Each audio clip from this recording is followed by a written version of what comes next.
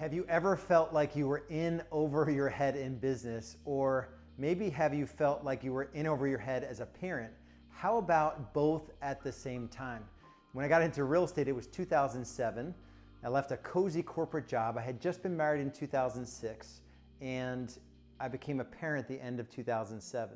So I was getting my real estate sales career off the ground, not really realizing what I had gotten into, and it was a challenge to say the least. I didn't know what I was doing as a dad, and I'd never had a sales career before. I'd never built a business before. I had never managed anything or anyone before. Never had built a system for a business before. And here I decided it was going to be awesome.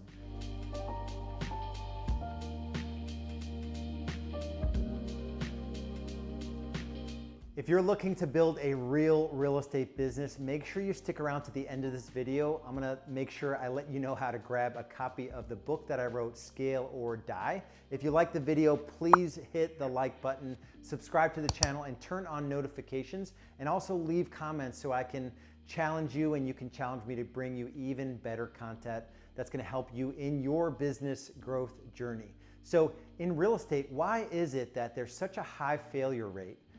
And nobody really talks about like that. They just, it's like this burn and churn sort of business. 82% of licensees, by their second anniversary, they're not in real estate. And so is it because we're not training people properly, people that come into the industry? Is it the fact that it's just a really hard career and we don't set folks up to be successful? Or when they achieve traditional success like I did in my early days, that success is the thing that forces us to not show up in the areas of life that are really important. For me, it was being a new parent. I vividly remember like holding my son Anders and looking at him. This was in 2007. This was before the end of my first 10 months in the business. I sold 27 homes in 2007 in 10 months. Anders was born November 22nd on Thanksgiving in 2007. And I just remember thinking to myself that the pressure was on. This had to work. And the reality was that it wasn't working. I was instantly a top producer, so everyone was scratching their head in my office and in the industry, how did this guy go from, newly licensed to, in my first full year, I sold 44 homes. That's a lot of real estate. That's like the top % of a percent in my market. And I was working every bit of 7 days a week. Anders was turning 1.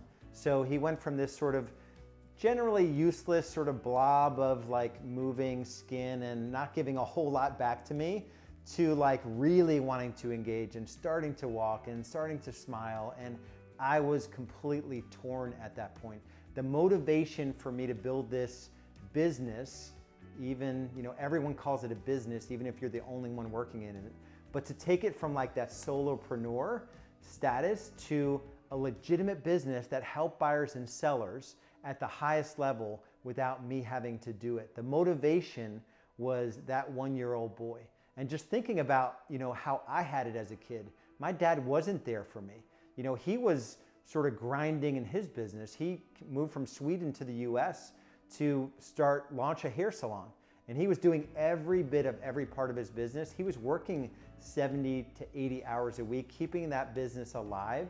The business never really succeeded, and he suffered in that he lost his marriage, he lost his children, and he didn't have anything to show for it financially. So I had that in the backdrop.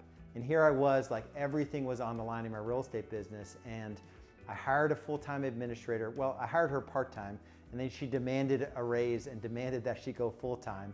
And then I decided man, if I'm gonna have any freedom, if I'm gonna be sitting at the dinner table consistently with my new child and my wife, I had to get out of working with buyers.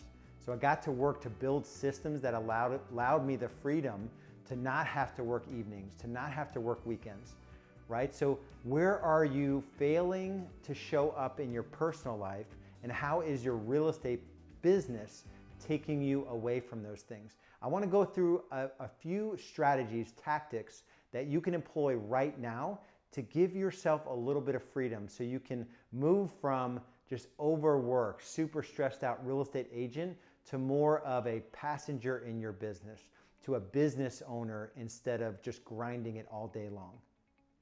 My first word of advice is just to slow down and think about how you want things to be. Very rarely do we ever slow down to plan our future. So if you're overwhelmed right now and you really can't see, where you want your business to be, and you're just stressed out and you're failing maybe personally or with your spouse, or you're not seeing your children the amount of hours you want, or maybe you're just sort of falling flat physically or emotionally, you're down, just slow down and give yourself some grace and spend a little bit of time just thinking about how you want things to be different in the future. When we set these big goals for ourselves, the second word of advice is be careful about never living up to this ideal that you've set for yourself. I did that a lot in my early days.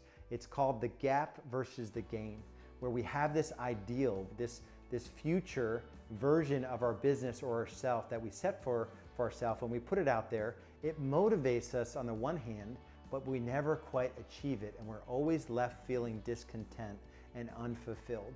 Instead, maybe you're not where you want to be, but you're surely not where you once were. So give yourself some credit for moving forward consistently in your business. And the last thing I would say is just pay attention to, the things that matter most in terms of setting your schedule the right way consistently. There's no real rocket science around just making better choices with your time. So you've slowed down, you're now honoring your achievements, but are you doing the right things during the day to move closer to where you want your life to look like? It's one thing to sort of feel like you're failing as a dad or as a husband, and maybe you feel like you're failing in business. It's another to start making better choices with your time. So use the fuel of maybe the heaviness of where you are right now as the motivator for digging yourself out of, wherever you're falling flat right now. So it may mean a morning routine. It may mean just honoring time blocks. It may mean like having standards around your time and shutting it down, and being consistent and saying, I'm not going to work, these evenings. I'm going to be home. I'm not going to work Sundays. I'm going to work only mornings on Saturday, right? And then making sure you're making time to work on the business. It's one thing to just do the job of a real estate agent, but are you showing up as the business owner? Are you building systems in the business that'll allow you to sort of set this foundation that you can grow the business from? Doing real estate as a solopreneur is painful. There's no freedom in it. Even if you're a top agent, you're making good money, your time isn't your own, and you're super stressed all the time. I think of one of our members, Dave Hook. He was that guy where his wife Jenny was pregnant when I met them. He knew he was going to be a dad soon, and he was working 70 hours a week. And he was the top producing agent on his small team, 2 agents, an administrator, and himself. And he was doing like 80 of the 100 transactions they did as a team. And there was no freedom. And he was super stressed, cranky all the time. And they knew that they wanted to build a family together. And he just trusted that I had this roadmap that I was marketing, right? It's one thing to say you have this path. It's another to help someone achieve the thing that you say you achieved. So he suspended disbelief and he trusted the process and he leaned in. We went through this 3-year vision, 1-year plan, 90-day world, weekly commitments, daily, all of that. And one system at a time we put in place. Last year he did 240 transactions just 4 years later. He's been out of production for over 2 years now. He went from 70 hours a week to 35 hours a week. He has the freedom to take time away from the business. They have 3 children under 5 years old now. And so he went from like no kids, where he had a little bit of liberty to work more hours than he should, maybe, hurting his relationship with his wife, Jenny, at the time, to now he has the freedom to show up as a dad, as a husband, first and foremost, and honestly, first and foremost, as a man of God. He's challenged me in my faith over the years as a mentor in that area of my life. So that's what's important, and it actually shows up in his calendar now, where when we first met, his priorities were his faith, his family, and then his work, but it was flipped. It was all work, very little time for family, and hardly in the written word. And so where are you missing out right now? You know, when you look at where you are in your business growth journey, maybe like this whole conversation around time, money, and stress, it's really not making sense. I have written a book on the whole thing, and it's scaleorddiebook.com. Go to scaleorddiebook.com or click on the link below. I'll take you through step by step. I've written out the entire journey, the good, the bad, the ugly, and also our most successful members. What tools, systems, and strategies they needed to employ, what, at the right time to make sure they went from just struggling to living a life of freedom. If you like the video, give me the thumbs up, hit the like button, subscribe to the channel, and also turn notifications on so you're the first to know when a new video hits. And also leave comments so we can go back and forth and challenge each other to live bigger lives through a better business. We'll see you on the next video.